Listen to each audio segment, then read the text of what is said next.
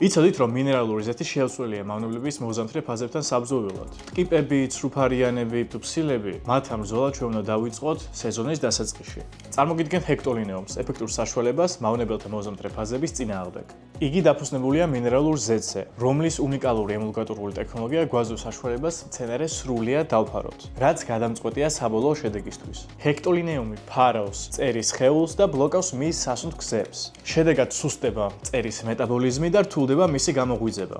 იგი არღვევს კვერცხების გარს და ხელს უშლის მათ გამოჩეკვას. მისი დოზა კი არის მხოლოდ 1.5 ლიტრი 100 ლიტრ წყალზე. ჰექტოლინეუმი არის ეკოლოგიურად უსაფრთხო პრეპარატი.